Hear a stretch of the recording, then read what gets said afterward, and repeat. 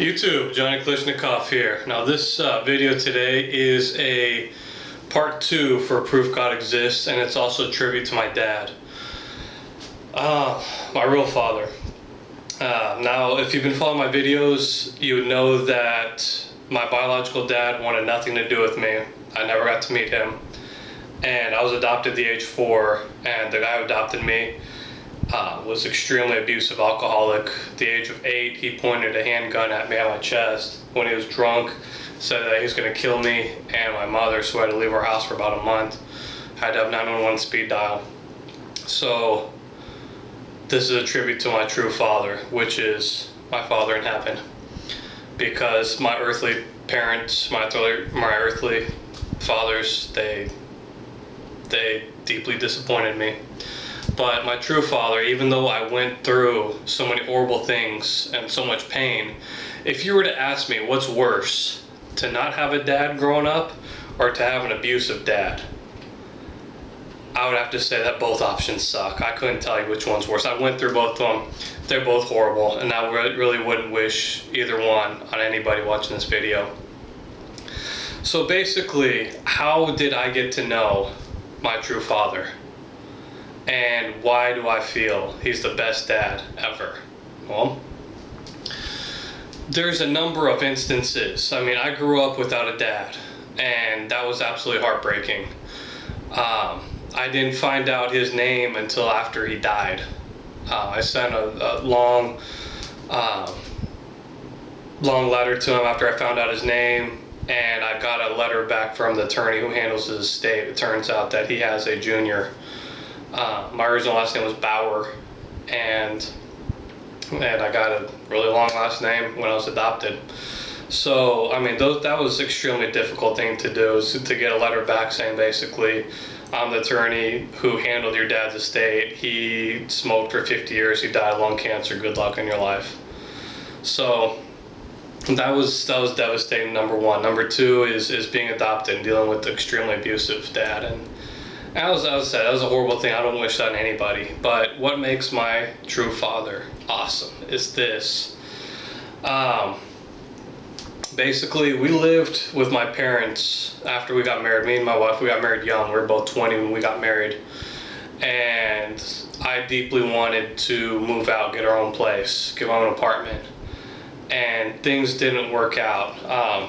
I got to know God on a personal basis in a suicide attempt. Basically, I had to walk away from everything that gave me meaning in my life. I walked away from my job. I walked away from my best friend, my band, going to college. I walked away from everything that gave me my identity. And basically, it's like God was saying, who are you now without those things? I said, I don't know, but I'm not really happy.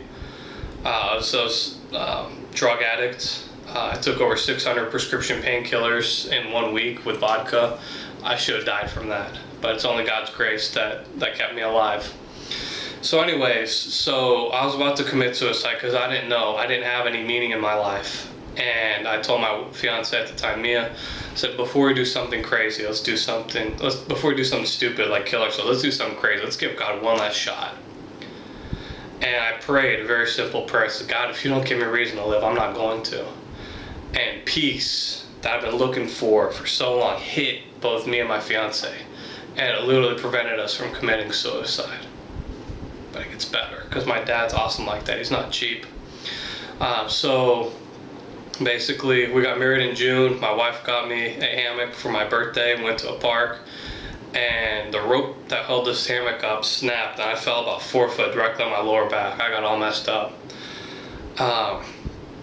So I was bitter. I was like, God, I wanted to move out. Why? Why are you doing this? Why can't, I can't get a job now. I got to go to a chiropractor. My back's all messed up. Can't do much of anything. And he whispered these beautiful words into me. He said, I want to get to know you. I want you to get to know me better.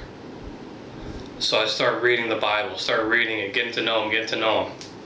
And then finally, we got 2 jobs each.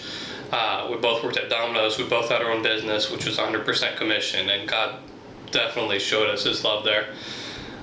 When we had our apartment, we were rent's due and 100% commission. You don't get paid.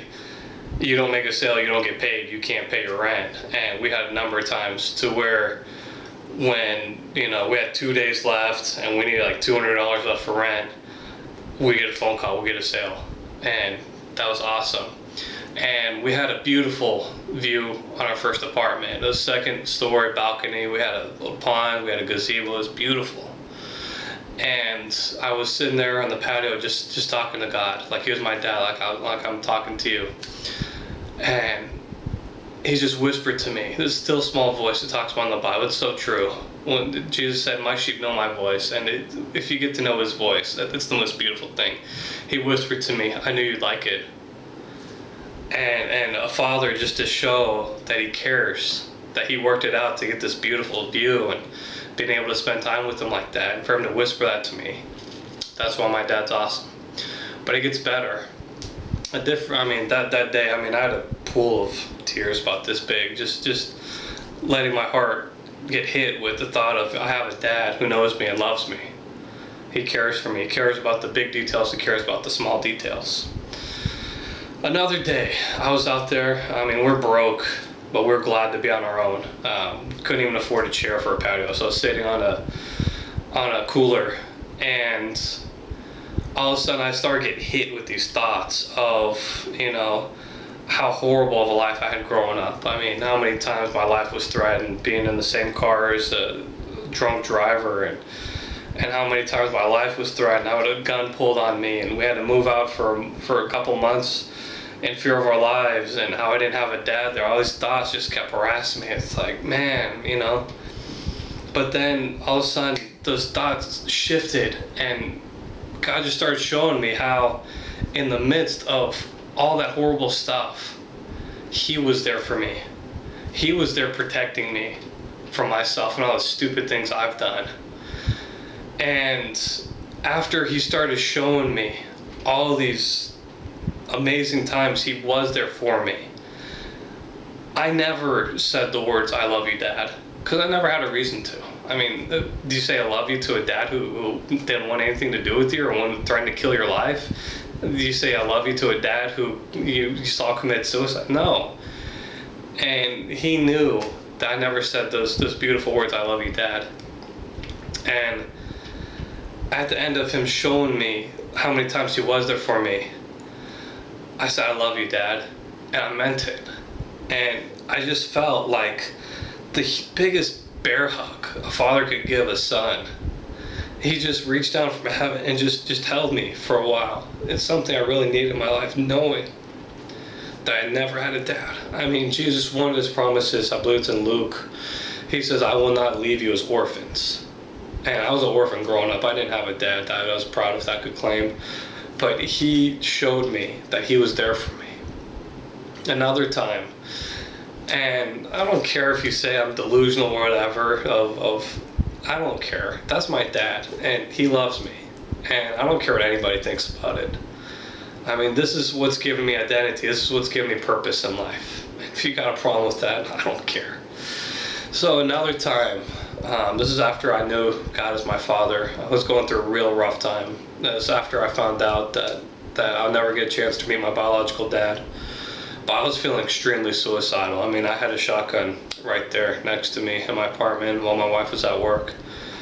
And I was about to commit suicide because I didn't, it was just one of the hardest things for me to deal with, is to find out, that your whole life was a lie. You grew up thinking that the dude who adopted you was your dad, but he really wasn't. And that, I'll never get a chance to meet my real dad or my biological dad because he already died. So I was wanting to commit suicide. I was wrestling. I was in tears on the couch, and all of a sudden, as I'm talking to this camera in an audible voice, my father's voice said, my grace is sufficient for you. And my response was, that's bullshit. Second time, that voice in an audible voice said, my grace is sufficient for you. And my response was, you don't understand. Third time, as clear as I'm talking to this camera, my grace is sufficient for you. And something, I couldn't say anything after that because something just hit me right in my spirit. And it's like God took an anchor because he knew I was deeply hit. I mean, it's like he took the strongest guy in the world and with a baseball bat, it hit me right in the face. And that was a horrible bruise to my spirit.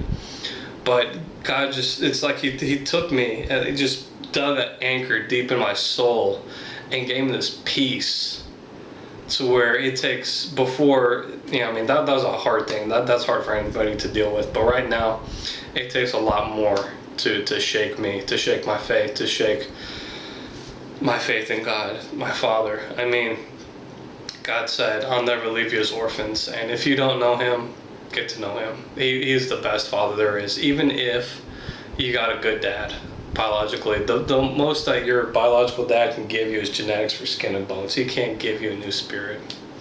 So this is my tribute to my Father, my Heavenly Father, the one who in Revelation, why was Jesus the ultimate son?